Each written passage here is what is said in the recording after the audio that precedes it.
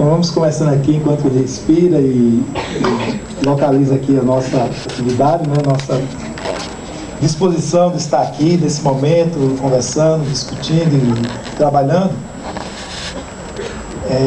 Nós conversamos um pouco, né, nessa vinda. Ontem e hoje nós realizamos a reunião do Fórum Nacional de Educação. Ontem as comissões, hoje o pleno. E procurei dar agilidade nos trabalhos hoje durante o dia para dar tempo de a gente chegar aqui e poder conversar, porque esse momento é importante para a gente, um momento interessante. Eu queria agradecer essa oportunidade de a gente estar construindo, né, de forma coletiva esse processo. Saudar a secretária da Educação, todos os presentes, né, aqui nesse momento.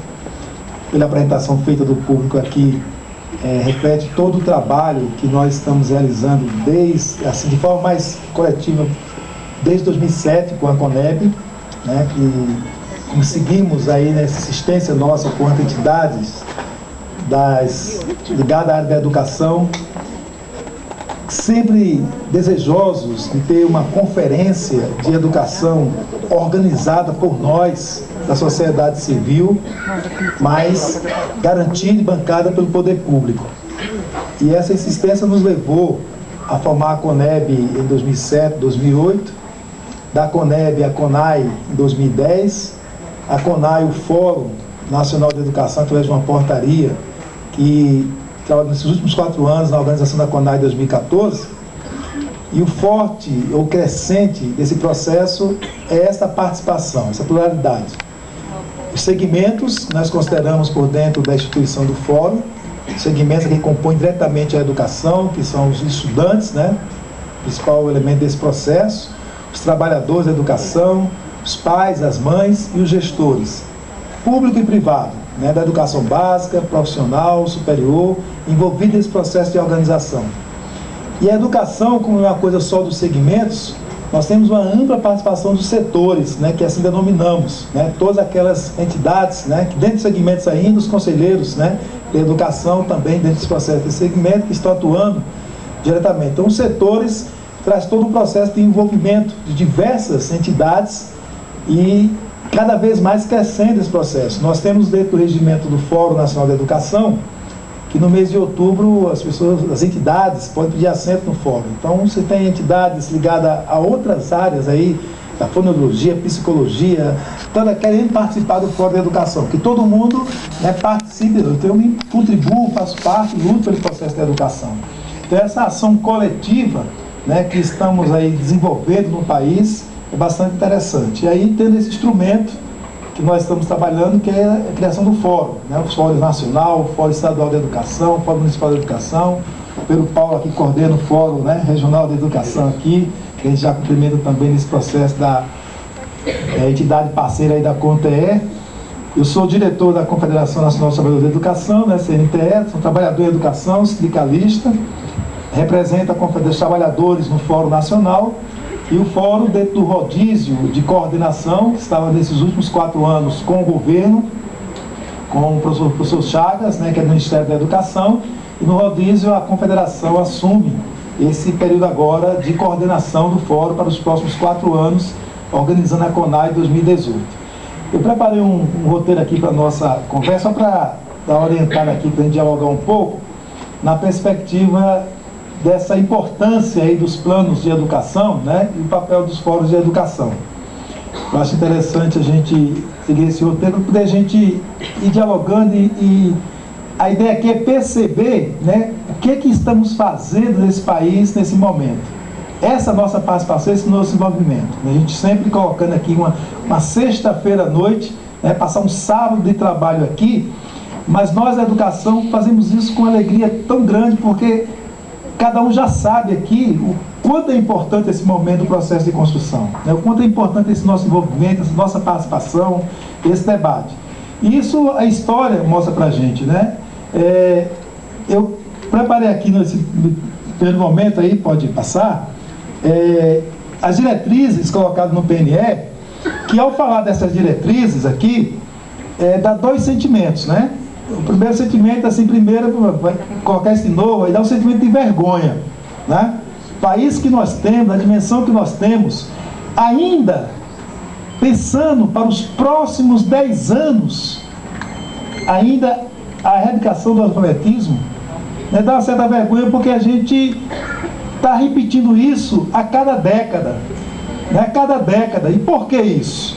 Porque isso, muitos aqui, né, que vivenciaram ou nasceram na década de 60, né, vivenciaram o que aconteceu lá, ou aprendemos com a história o que aconteceu lá. O que é que se tentou nesse país na década de 60, tendo aí o nosso patrono da educação, Paulo Freire, com as suas ideias, e que essas ideias colocadas no estado de Pernambuco, o presidente da República queria que espalhasse para todo o Brasil, na perspectiva de garantir a alfabetização do nosso povo. Né, que hoje, na década de 60, e hoje encontramos parte da população brasileira, que é minoria, com faixas contra Paulo Freire, né, dizendo, né, que está acabando com o nosso país. Então, perceber essa construção, essa diferença é importante para a gente. Aquilo que se queria construir na década de 60 para a formação do nosso povo, para a educação do nosso povo, que foi lá cortado, né, por uma ditadura militar, foi interrompido naquele período. E essa interrupção é um dos motivos que nos leva ainda a continuar colocando as diretrizes aqui, que fizeram a interrupção no processo de formação do nosso povo, de alfabetizar o nosso povo, que não conseguiram dar conta daquele período. E a nossa resistência quanto à sociedade organizada, com os trabalhadores, com os movimentos sociais, a igreja contribuindo com esse processo, conseguimos fazer o enfrentamento, né? Tentamos fazer enfrentamento de várias formas para acabar essa ditadura, esse processo de perseguição que aconteceu em nosso país. Conseguimos um processo de redemocratização, e nessa redemocratização, já ali na década de 80, nos anos 80, quando de fato conseguimos mudar o processo, tirar, né, limpar a ditadura militar, parte dela, sair do cenário, nós já estávamos preparados para dizer o seguinte: nós queremos tomar conta dos rumos desse país, nós queremos definir as políticas desse país. E lá já organizamos o Fórum Nacional em Defesa da Escola Pública, com diversas entidades participando. E dizia o seguinte: vamos nos organizar para interferir na Constituição Federal e ter lá um capítulo de educação lá dentro. E dentro do capítulo ter lá o Fórum Nacional de Educação, como esse espaço plural de debate, de discussão, de pensar as políticas educacionais. Mobilizamos para isso, mas não conseguimos. Não conseguimos emplacar o Fórum da Constituição de 88. Mantivemos a nossa mobilização para que na Lei de Diretrizes e Bases da Educação Nacional pudesse implantar lá o Fórum Nacional da Educação. A lei foi aprovada em 96 e também não estava lá escrito. E desse período, o que se aconteceu? Em 88, esses princípios já estavam lá, as diretrizes estavam colocadas. E colocando um prazo, 10 anos para a gente resolver isso aqui: erradicação do analfabetismo, universalização do atendimento escolar. E não tendo instrumento de participação, de forma oficial, de forma na lei, para pressionar, o que é que fizeram depois de 88? Vamos fazer o Fundef.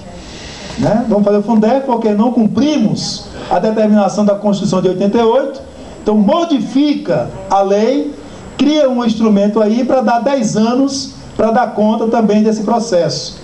Aí quem pega a lei do Fundef, que é um fundo de financiamento no ensino fundamental, de novo vai encontrar qual o objetivo: erradicar o analfabetismo, universalizar, garantir a redução das desigualdades regionais, né, tudo aquilo colocado especificamente para o ensino fundamental. Universalizar significa ter 100% das nossas crianças dentro da escola. Né? Colocar que hoje tem 97,5%, já quase universalização, quase, mas tem, pelo tamanho que nós somos, milhões de crianças estão fora da escola. Os dados da Unicef mostram para a gente que 3,8 milhões de pessoas na idade hoje de estar na escola, de 4 a 17 anos, estão fora da escola. E desses está lá os nossos alunos que estão no ensino fundamental. Os motivos por que estão fora da escola, quais são? E é esse trabalho que nós precisamos identificar, ter um diagnóstico, que hoje não dá para saber só o percentual de quantos estão fora, a quantidade de quantos estão fora.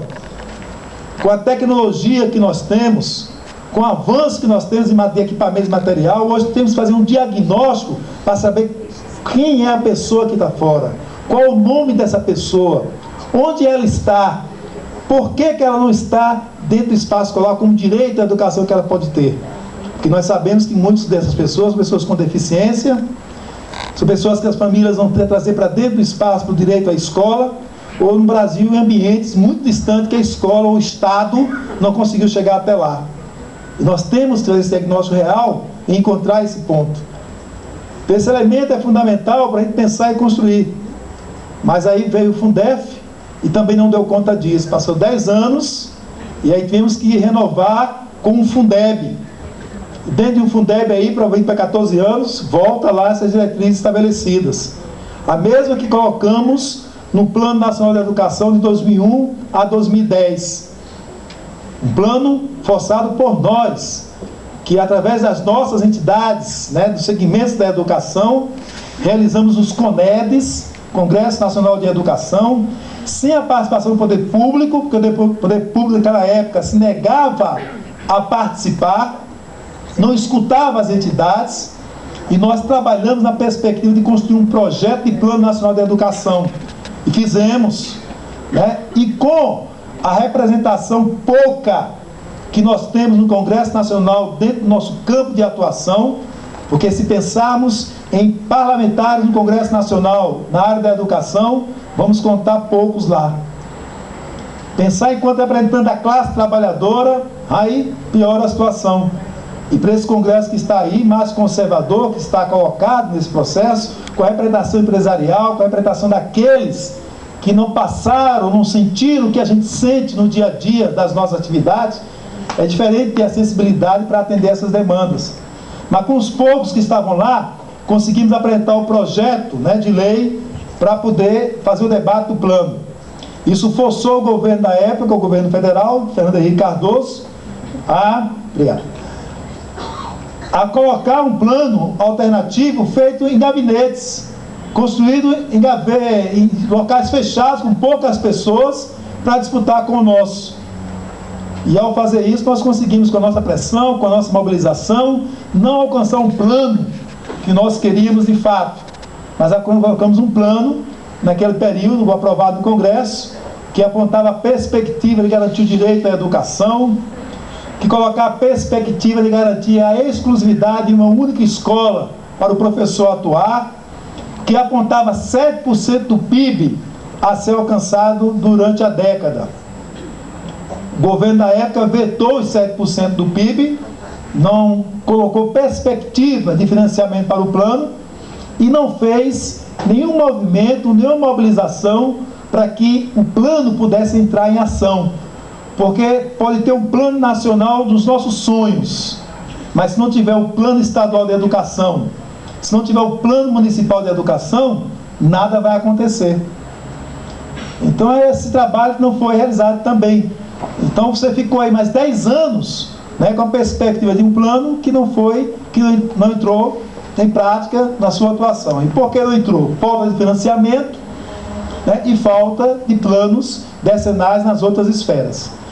O financiamento, nós conseguimos resolver na parte teórica, num papel, com a emenda constitucional número 59, onde lá estabelecia todo um processo de discussão de que a mudança feita no artigo 214 da Constituição determinava que é obrigatório o país ter planos de educação a partir de 2009, obriga a vincular o recurso percentual do PIB, do Produto Interno Bruto, à educação. Com isso, na Constituição, evita que o presidente da República futuro, que seja quem for, vete essa vinculação. E isso fez com que o plano chegasse no Congresso Nacional com a perspectiva de 7% para a próxima década. Os parlamentares ou o relator chegou a 8%, e a nossa mobilização, porque foi o projeto de lei do Plano Nacional de Educação que mais recebeu emendas na história do Congresso Nacional. Foram quase 3.000 emendas. E por que esse projeto recebeu tantas emendas? porque nós estávamos preparados para intervir nesse projeto, porque já havíamos realizado uma CONEB, uma CONAI em 2010, né? Estávamos organizando a CONAI 2014 já com as etapas municipais e estaduais, estávamos com acúmulo, com conteúdo, para chegar lá dentro e colocar ideias, colocar propostas para avançar. Por isso recebeu tantas emendas, e a nossa mobilização fez na reta final chegar a 10% do PIB para a educação. Aprovado na comissão, aprovado no Congresso, na Câmara dos Deputados, no Senado, e a presidente Dilma não vetou. Então, essa perspectiva do financiamento está colocada e conseguimos superar essa etapa. Agora vem a etapa mais fácil, né? De onde conseguir o dinheiro para chegar lá, né? Não faço assim, mas é a etapa seguinte, porque tudo tem que ser feito no processo. Mas esse é resolvendo. E o outro ponto que prejudicou a não realização do plano na década passada, ou 2001 2010, foi essa ausência dos planos estaduais e municipais, que agora estamos no processo de correção, né, de elaboração, para garantir toda essa formulação. Então, trago esse histórico desse processo para poder a gente entender, e eu sei que vocês já sabem disso, só para reafirmar aqui, a importância da nossa participação nesse momento. O que estamos fazendo nesse momento para a história desse país?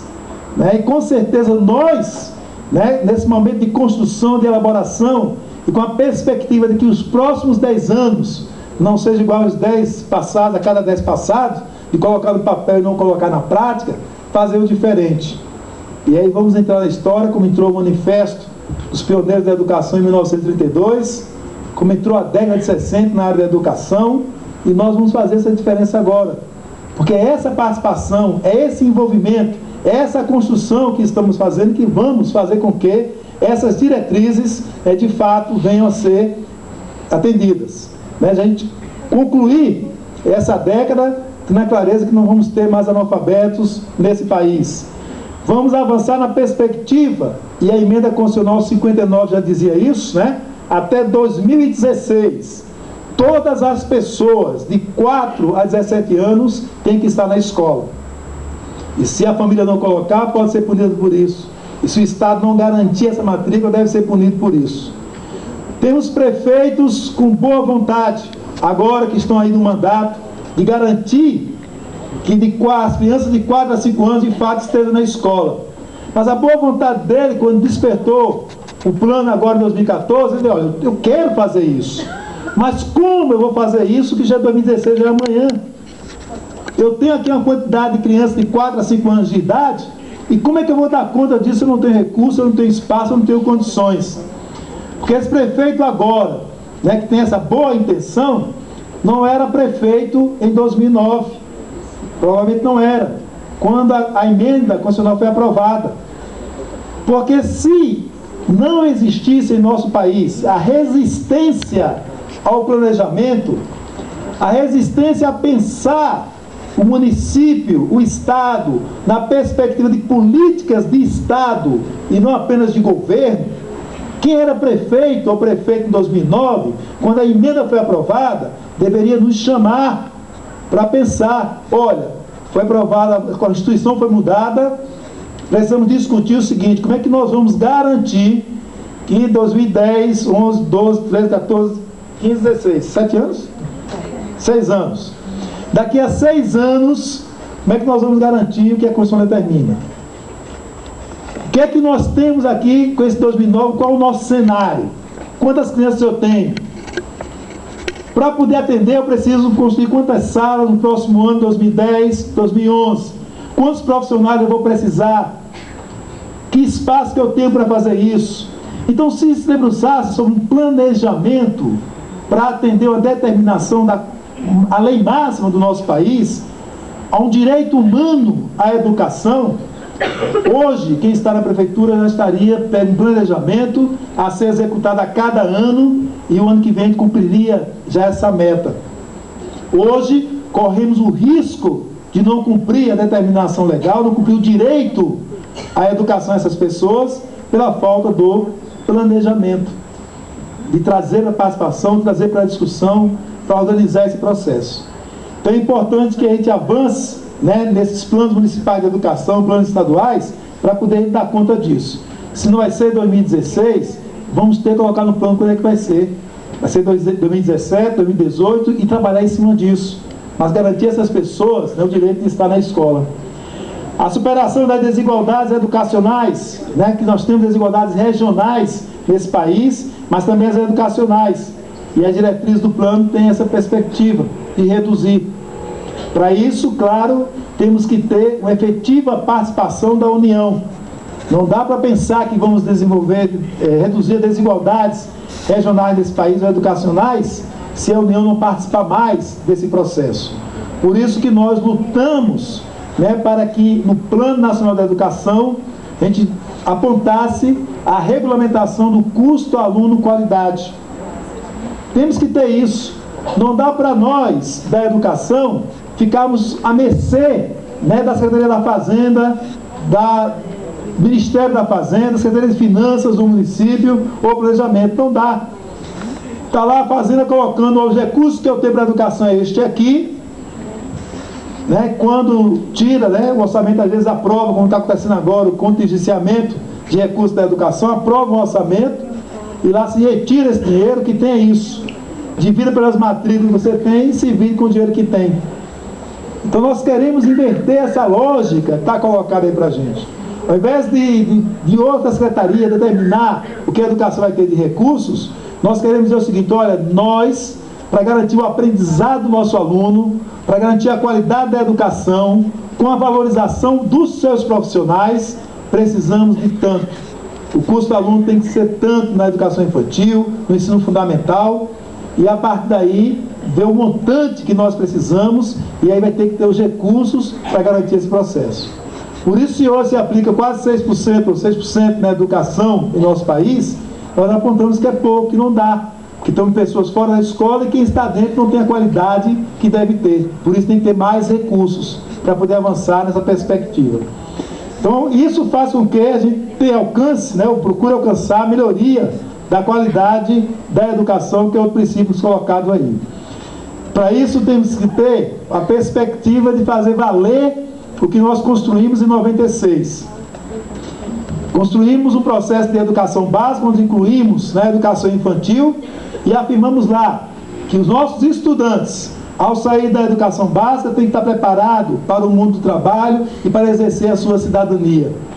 E o que ouvimos hoje é crise do ensino médio, crise do ensino médio.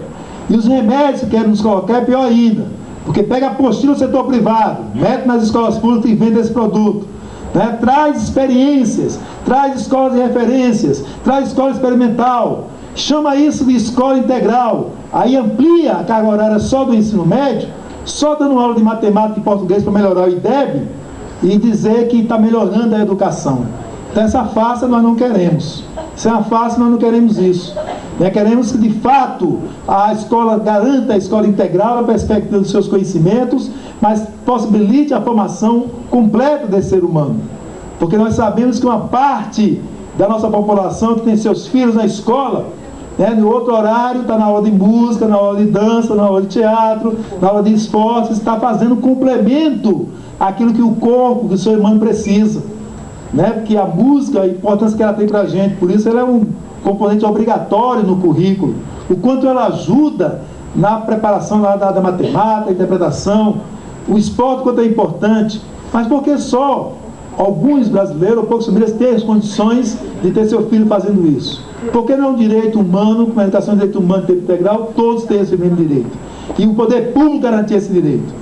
Então essa perspectiva que nós conseguimos com o LDB está repetida aqui e precisamos trabalhar para que de fato isso aconteça. E isso não acontece, né, colocando nas mãos do governo, da Secretaria Municipal da Educação, estadual ou do prefeito, não acontece. Isso acontece com a nossa construção coletiva. Por isso está lá também, né, o princípio da gestão democrática na educação pública, que aqui também queremos até avançar, né, também no setor privado, não é só público, que as leis tudo voltada para a questão pública, a questão democrática ampla de participação. Porque é essa participação, essa discussão, que vai fazer valer aquilo que nós consideramos importante para o currículo nesse país. Não adianta querer ficar metendo na gente ou empurrando uma base nacional curricular comum que vem dizer o que o país todo tem que estudar. Porque isso tem um bocado de editoras, um bocado de setor privado de olho. Louco para a gente ter um currículo mínimo e sair vendendo isso por aí afora. E nós não podemos aceitar isso. É importante, enquanto nação, ter aquilo que é comum para nós, mas é importante entender a diversidade que nós temos, a nossa cultura, as nossas realidades. Então a participação é que vai construir esse processo. A nossa participação no Conselho Escolar, o Conselho Escolar organizando o projeto político-pedagógico da escola, o Conselho Escolar fazendo a Assembleia Escolar para ter a comissão eleitoral para eleger o diretor de escola.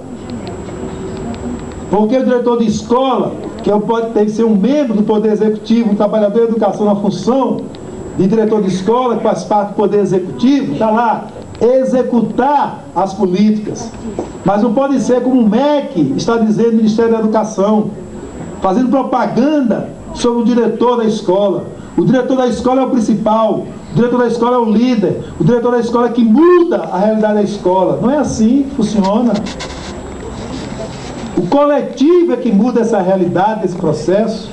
O coletivo junto construindo esse trabalho. Então o Conselho Escolar, na hora que escolhe esse trabalhador de educação para a função de diretor de escola, ele pode coordenar o processo, mas a escola tem que ser administrada pelo coletivo. A escola tem que ser administrada pelo Conselho Escolar. A parte financeira, a parte administrativa, a parte pedagógica. Quando o trabalhador de educação fala isso, a parte pedagógica, encontramos a existência até dentro do nosso trabalhador de educação. Como é que um pai, uma mãe vai entender do pedagógico? Como é que o estudante vai entender do pedagógico? Ora, é para o estudante que nós atuamos. Porque somos nós apenas sabedores de tudo, que conhecemos tudo, e que achamos que vamos construir e colocar para eles. E eles estão recebendo. Não tem como perceber isso, não tem como nos dizer isso, como nos ajudar nesse processo de construção. Como é que eles estão percebendo a nossa atuação? E essa atuação está de fato contribuindo? Ou estamos pecando em alguma coisa, deixando de fazer algo que poderia chegar mais fácil para o entendimento dele? Como é que os pais, as mães, as famílias percebem a nossa atuação enquanto escola? A escola está integrada com a comunidade? Nós entendemos a realidade daquela escola? Como vocês viram aqui na apresentação, eu sou da escola estadual e escola municipal, 2 redes, na região metropolitana do Recife. E aí você chega na Paulista para ver, que é isso aqui? Um monte de chaminés, onde originou as casas pernambucanas, de uma família que veio fora do país, que instalou lá dentro, que trouxe o pessoal do interior para formar essa cidade, prometendo que na cidade tinha montanhas de cuscuz e torneira de leite, e as pessoas vinham para trabalhar e ser exploradas na questão do trabalho, e fez a riqueza aqui dentro do Brasil a partir daquela cidade. E depois que foram embora, com a riqueza produzida, deixaram o povo lá. Qual o potencial dessa cidade? Virar apenas um espaço dormitório para quem trabalha em Recife? E que potencial, qual a dinâmica que tem? É só serviços? É só o comércio? Então o que nós vamos construir nesse espaço que nós construímos como município, como independência, como espaço de construção coletiva, e qual o potencial que nós vamos construir naquele espaço que nós construímos para viver? E muitas vezes as nossas crianças, nossos estudantes não têm esse conhecimento dessa origem, desse trabalho. Não trabalhamos isso. Então esse elemento da participação, do envolvimento, a partir das escolas, que nós sabemos aqui, quem tem 2 vínculos, quem trabalha em 2 escolas diferentes, quem trabalha em 2 bairros diferentes do município, sabe que uma situação é diferente da outra, são realidades distintas. Tem ritmos diferentes, tem jeito diferente, de comportamentos diferentes, e não podemos padronizar todo o processo. Por isso que a participação, o envolvimento, a construção é fundamental nesse processo, e continua aqui, como princípio, para poder garantir essa parte humana aí colocada, a promoção humanística, científica, cultural e tecnológica do nosso país. Esse conjunto de ação que nos pega aqui na parte tecnológica, uma situação também complicada. Principalmente nós, trabalhadores da educação, todas as pesquisas apontam que nós estamos naquela meia-idade. A juventude não está procurando mais essa profissão, e o Conselho Nacional de Educação já aponta que faltará professores mais ainda nos próximos anos. porque a estrutura colocada de valorização para essa profissão não está acontecendo. Conquistamos um piso salarial que em muitos municípios e estados têm muita dificuldade de aplicar e não se aplica esse valor. Quando se aplica, se promove um achatamento na carreira. Estados que fazem propaganda para o Brasil todo, que tem uma excelente educação, né? Eu estou falando do estado de Pernambuco, o governador quis ser presidente desse país, está lá pagando um salário para o seu nível superior, igual ao salário do nível médio. Achatou a zero a carreira. Então, numa situação dessa, onde as condições de trabalho são precárias, né, você termina por desistir do processo, como já nossas pesquisas já apontaram, 33% da nossa categoria com a síndrome de burnout, que é a síndrome da desistência, e com a juventude sem procurar essa profissão. E essa juventude que está dentro do espaço da escola, fazendo um domínio da tecnologia aí, dos trabalhos todos, que nós não conseguimos acompanhar para dar dinâmica a isso. Vem programas na programa, computador para professor, computador para aluno, só entrega. E não tem uma política pedagógica que acompanhe esse processo. E aí a gente se perde, né? Fica obsoleto material, não consegue utilizar. E aí, para evitar esse uso, começa a se aprovar nas Assembleias Legislativas, nas câmaras municipais, a proibição de uso de celular na sala de aula, de equipamento dentro da sala de aula.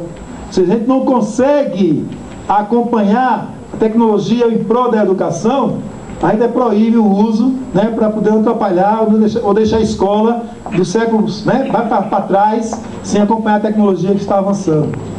O mesmo que está acontecendo nesse Congresso Nacional, querendo cometer um crime contra a nossa juventude, ao querer reduzir a maioridade penal.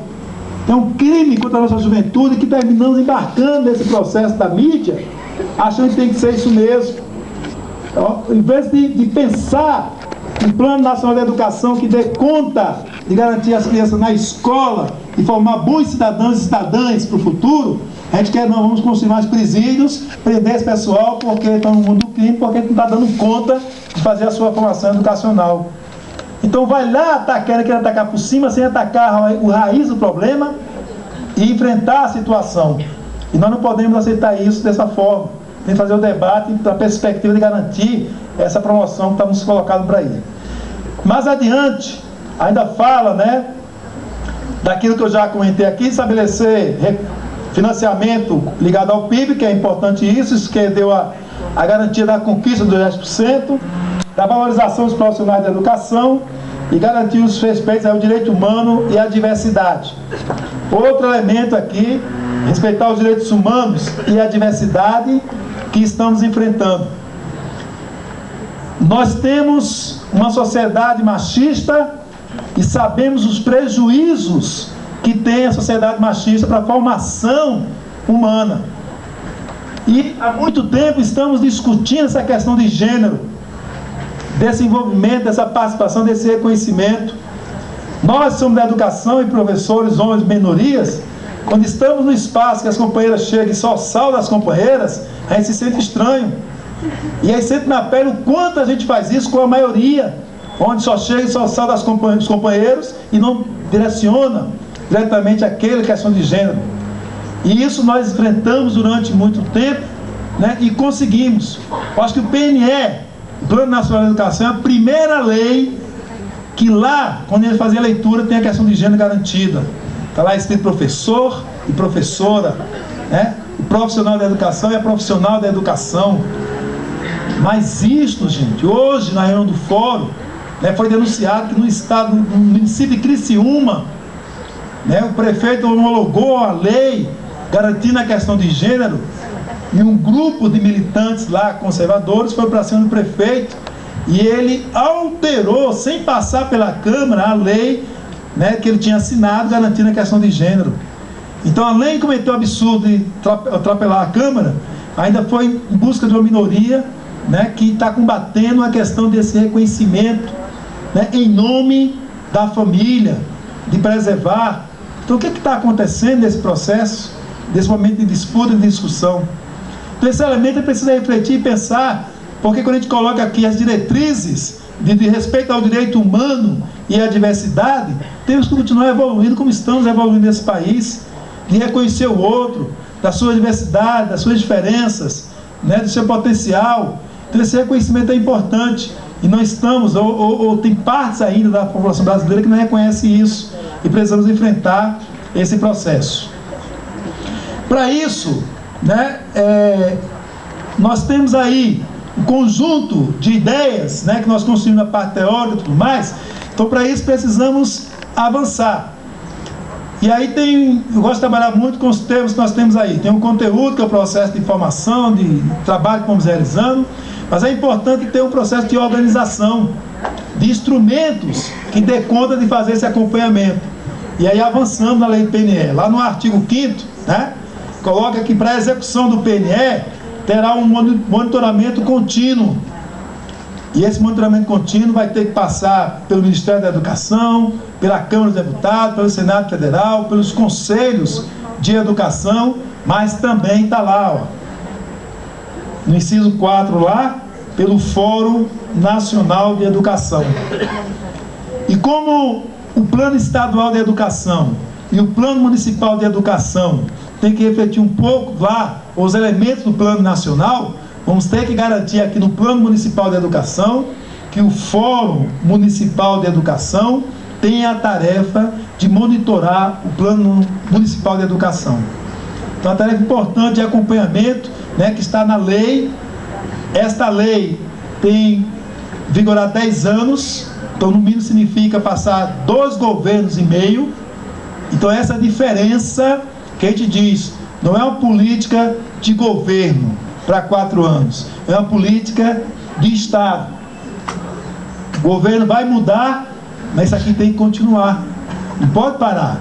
Não pode ser não, porque o governo é mais democrático, faz, o outro não é, não faz, não pode, tem que continuar. Então essa força, essa mobilização, essa organização tem que ser mantida para poder manter esse processo de acompanhamento, de monitoramento dos planos.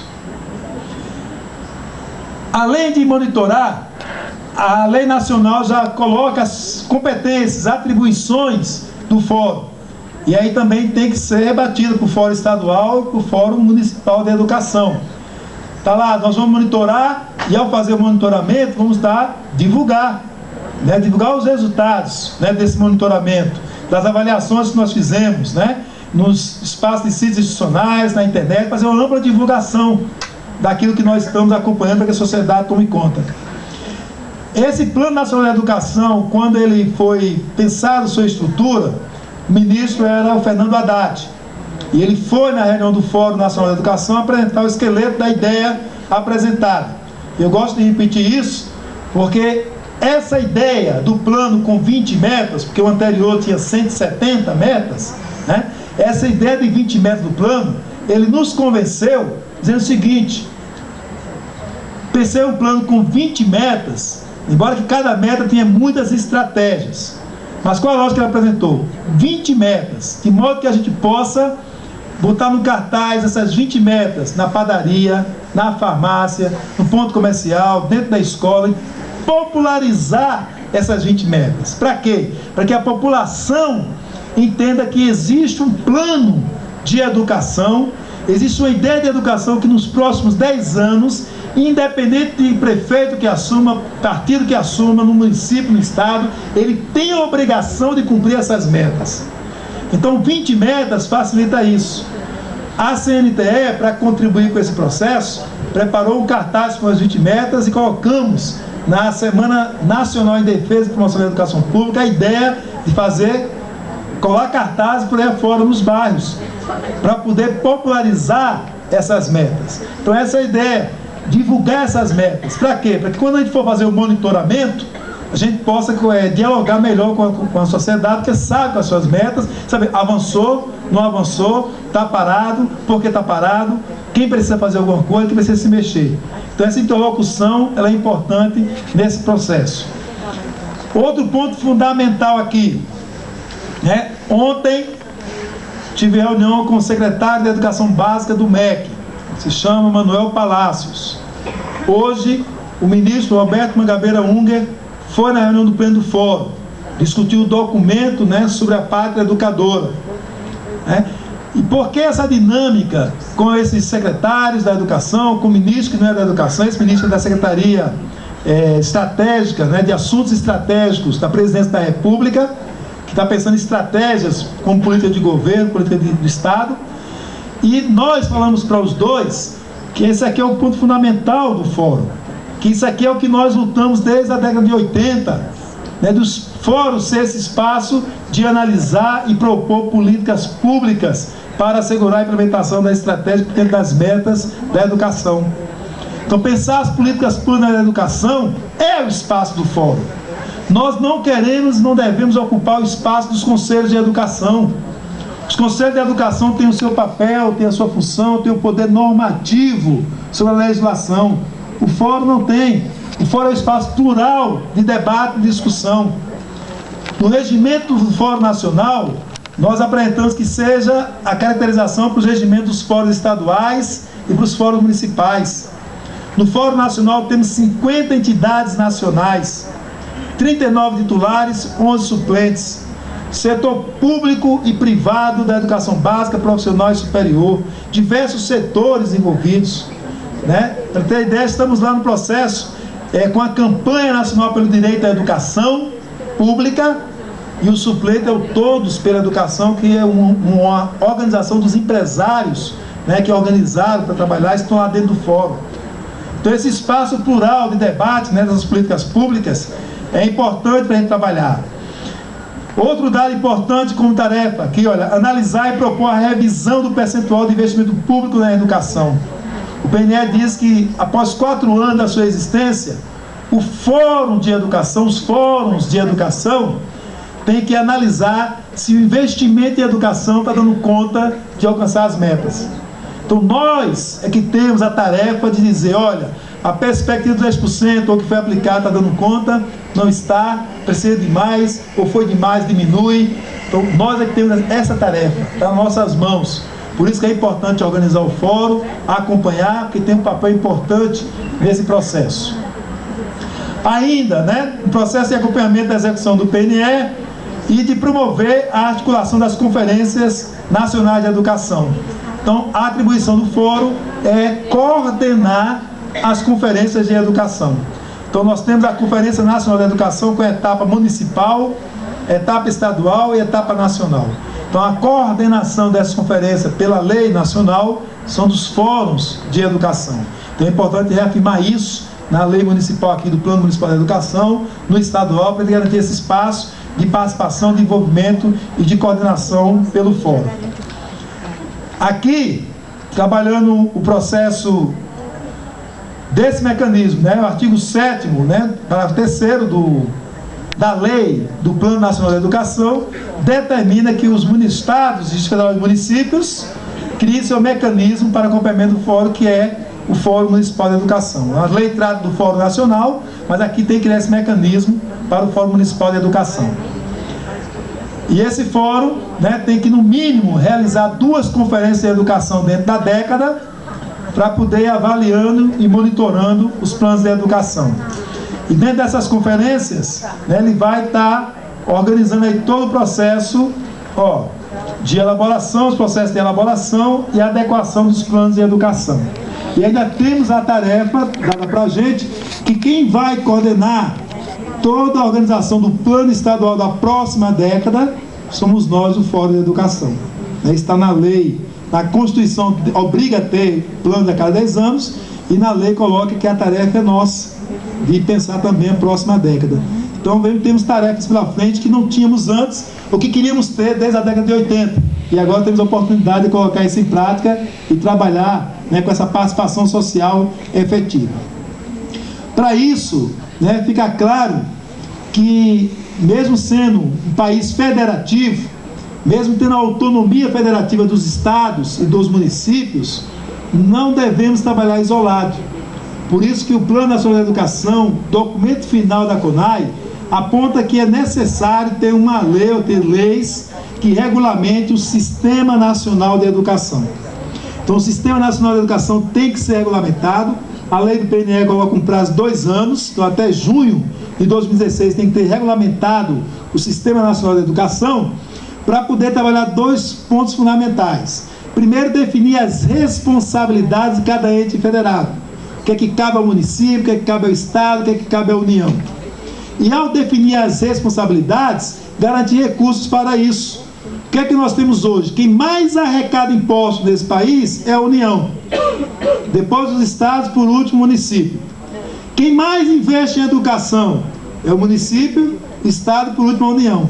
Então tem uma coisa errada aí nesse processo. Quem tem mais investimentos na educação e quem tem menos tem que investir mais, porque tem garantia a educação infantil, que não é barato, né? E a estrutura fundamental. Então precisamos sim de um sistema que, ao definir essas responsabilidades, coloque recursos, né, para garantir esse processo da aplicação. Isso é importante. E esse sistema tem que ser assim, o orientador, né, de todo o processo educacional. Para isso, o Fórum Nacional de Educação, né, tem, dentro das suas atribuições, né, da sua organização, duas comissões, né, que tratam de definir as ações, né, de participação. Uma comissão de sistematização, monitoramento e avaliação, né, discutindo as políticas, a organização de todo esse processo, e uma comissão de articulação, mobilização e infraestrutura. Então, tem as suas atribuições para cada uma delas aqui, tá? Esta aqui de articulação, mobilização e infraestrutura, de incentivar os estados, Distrito Federal, os municípios, né, a constituir seus fóruns permanentes de educação e oferecer suporte técnico para que esses coordenem as conferências municipais, distritais e estaduais de educação e efetivo acompanhamento da execução do PNE e de seus planos decenais de educação. Então tem a tarefa dentro do Fórum Nacional de fazer esse trabalho junto com vocês, tá? Por isso que hoje também a vontade, o esforço de estar aqui, deixar esse recado e dizer, contem conosco, né, para fortalecer, para criar, fortalecer o Fórum Municipal, trabalhar e vamos juntos fazer esse trabalho. Hoje deliberamos nessa comissão que nós vamos ter, onde nós temos membros do Fórum Nacional no Estado, e aqui em São Paulo tem membros do Fórum Nacional, nós vamos ter um mapa dos municípios pela SASE, identificando suas condições, e vamos chamar os coordenadores dos fóruns estaduais, regionais, né, para que juntos com a comissão técnica da SASE, possamos ir conversar com secretários de educação, com prefeitos dos municípios que ainda não saíram do lugar, que ainda não se sensibilizaram, que ainda não se tocaram, que é necessário planejar coletivamente. Então, uma ação prática para ver se a gente consegue, até o prazo estabelecido em 24 de junho, uma movimentação. Já deixando claro aqui que é um prazo para que tenha os planos, né? Só que esse prazo, em alguns locais, para vocês tomarem conhecimento, diz o seguinte: olha, se eu não cumprir o prazo, né, eu vou deixar de receber recursos, não é, no município, vai ser punido, não tem recursos. Primeiro, dizer que isso não está na lei, né, isso não é verdade, não há punição nessa perspectiva. O que nós queremos é o seguinte: os planos têm que ser construídos com a efetiva participação social. Não adianta o ente federal dizer, olha, vou mandar o plano porque eu não tenho mais tempo, não dá para discutir com vocês, vou mandar aqui direto. Não aceitamos esse plano, tem que ter efetiva participação social. Vai passar do prazo, vou deixar claro que não terá prejuízo financeiro para o município e para o Estado, mas tem que manter a nossa pressão para que esse prazo não passe para o ano seguinte. Não pode 24 de junho, é o quê? 24 de julho? É agosto, setembro, tem que dar um prazo, mas que seja nesse ano para poder garantir a participação de todos nesse processo. A outra comissão é de analisar as políticas públicas e também orientação estratégica dentro das metas do PNE. Então essa atribuição que nós estamos construindo, definindo, para poder contribuir com esse processo de organização. E para tudo isso, nós afirmamos, esse é o material que nós produzimos na CNTE, que trago aqui para vocês também, o caderno de educação nosso, nós concluímos, né, desse Plano Nacional de Educação, que as bases para uma nova realidade educacional no país estão lançadas. Contudo, sua concretude, né, depende mais do que nunca do compromisso dos gestores públicos e da mobilização social. Tá? Então, esse compromisso conjunto, que aqui pode ter críticas, né, pode ter alguns elementos da participação, mas o fato de ter o gestor público aqui, o compromisso público com essa efetiva participação social, é o caminho que nós queremos trilhar. Claro que não temos convergências em tudo, temos divergências, temos as nossas posições, tem posição de estudantes que difere dos trabalhadores, dos pais, dos gestores, dos setores, mas é nesse espaço plural que devemos colocar essas divergências, construir os consensos necessários para continuar caminhando.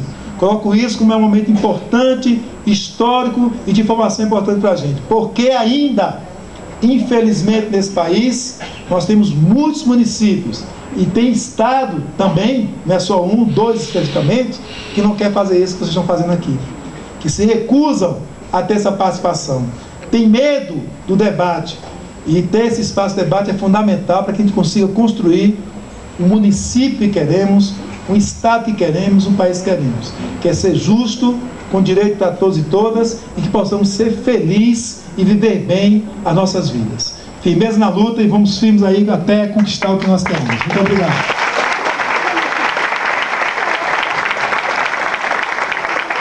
Professor Heleno, parabéns, muito obrigado pela sua exposição.